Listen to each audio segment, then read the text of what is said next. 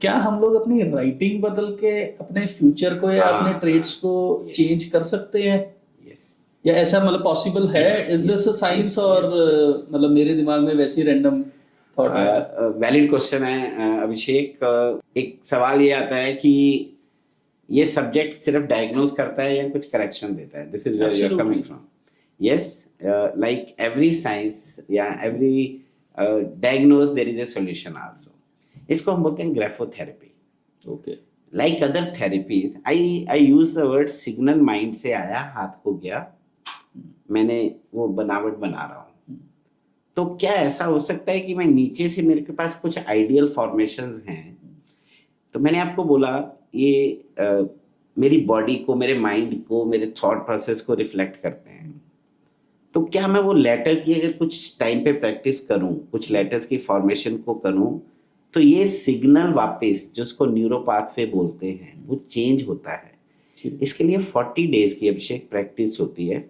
एक फॉर्मेशन मैं जनरली अपने सभी सेशंस में, या जो लोग मेरे साथ बैठते हैं उनको मैं, वो पुराने टाइम में एक पुड़िया होती थी ना, एक नीम हकीम वाली पुड़िया सबको दी जाती थी कि ये असर करेगी। तो देयर आर फ्यू लेटर्स जिसकी फॉर्मेशन में सबको बोलता हूँ कि आप ये करो, स्पेशली फॉर द स्टूडेंट्स, जो लोग जिनको अभी लिखना है काफी, या नहीं भी लिखना, मैं कहता हूँ आप इसको 40 दिन प्रैक्टिस करो। Signal goes back to the mind, और within 10 to 15 days, Abhishek, people have come back, they are feeling the change. Wonderful. So this is how this science is so powerful, useful.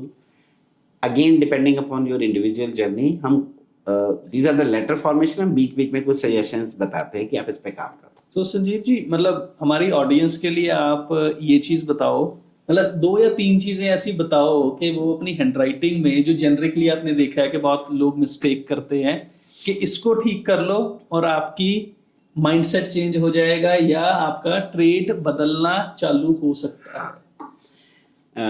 अभिषेक, जैसे हर एक subject में हम बात करते हैं कि हर एक सब्जेक्ट में कुछ डू एंड डोंट्स होते हैं। तो हैंडराइटिंग में भी और सिग्नेचर में भी हम बोलते हैं कि कुछ चीजें नहीं करनी चाहिए, आप अवॉइड करो। For example, just for the knowledge of audience,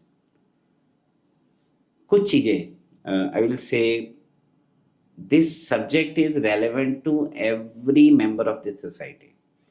उसको मैं ब्रॉडली अगर डिवाइड करूँ, it is useful for students, it is useful for parents, it is useful for the employer, it is useful even for the relations. अगर आपको routine में किसी की भी handwriting, I am giving this simple tip for everyone who can just see from the handwriting. अगर आपको किसी की भी हैंडराइटिंग अगर आप देखते हो और वो प्लेन पेपर पे लिखी हुई है और वो गिर रही है, मीन्स हैंडराइटिंग लिखना शुरू किया, अचानक से वो उसका डाउनफॉल आ रहा है। Okay, right? Same happens with the signatures also. Signature हम जिस पॉइंट से शुरू करते हैं, अगर मेरे सिग्नेचर उस बेस लाइन से ड्रॉप कर रहे हैं, ये एक सिंपल बेसिक सी टिप है। ड्रॉप कब होता है? आपके हाथ, एक लॉजिक की बात करें, मेरा ड्रॉप कब आएगा? जब मैं कहीं ना कहीं अंदर से इमोशनली डिस्टर्ब हूं, या कोई मेरे को कोई ऐसी डिस्टर्बेंस या रिसेंट कोई ट्रॉमा फेस किया है, या जिसको बोलते हैं ना depressive state of mind, unhappy state of mind, वहां पे ये रिफ्लेक्शंस आपके लेटर्स में दिखना शुरू हो जाता है। This is the first indication. Suicidal tendencies हम बोलते हैं। और एक और चीज, मतलब मैंने सिग्नेचर के बारे में कुछ पढ़ा भी है या देखा भी है, सुना भी है, एस्ट्रोलॉजर्स भी मतलब रिकमेंड करते हैं कि आप सिग्नेचर्स नीचे से ऊपर की तरफ जाके लिखें। अभी इसका क्या मतलब है? देखो Abhishek, logic again, I am saying everything is logical. आपको हर चीज का आंसर मिलेगा, आप सवाल पूछो। ग्रोथ साइन होता है, हम बात करते हैं कि लाइफ में ऊपर जानी चाहिए, राइट? ये आपके नर्व से लिंक है। हम generally one of the do's, अभी मैं बोल रहा था, सिग्नेचर, मैं ये नहीं कहता हूं जिनके फ्लैट सिग्नेचर है, अभी हम सिग्नेचर में बात करें, जिनके सिग्नेचर राइजिंग है। अभी आप अपने सिग्नेचर चेक करिए, अगर आपका सिग्नेचर एक पॉइंट से शुरू होकर उस पर 10 से 15 डिग्री का एंगल है, these are the people who are very ambitious. Okay growth mindset होता है कि अंदर एनर्जी लेवल होता है, काम करने की चाहत, ये वाले वर्ड्स का मीनिंग होता है क्योंकि ग्रोथ है। कुछ लोगों के सिग्नेचर फ्लैट होंगे, ठीक इसका मतलब ये नहीं है कि उन लोगों में वो लोग एम्बिशियस नहीं होते, उसका मतलब होता है slow and steady wins the race. Ratan Tata ji के सिग्नेचर बिल्कुल फ्लैट है, ओके दैट डजंट मीन कि that person has not grown. But if we talk about Ratan Tata, उनकी ग्रोथ स्लो तो नहीं हुई है।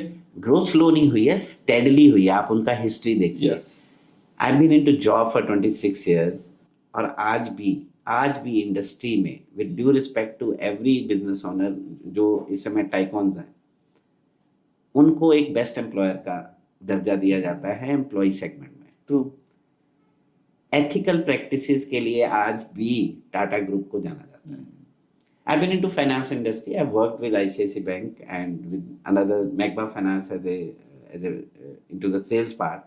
हमारे पास जब टीम्स आती थी, जब हमारे कोई काउंटर पार्ट ज्वाइन करते थे, तो हमें वो एथिकल प्रैक्टिसेस भी दिखती थी। I am not saying we were not ethical, but कुछ चीजें ऐसी हैं जो जिसके ऊपर कोई कॉम्प्रोमाइज नहीं है, and that happens with the employ care also. So what I am saying is steadily move हुए हैं and today they have a name. Right We heard from the beginning. So upgoing signature, flat signature, और यहीं पे जो dropping signature है,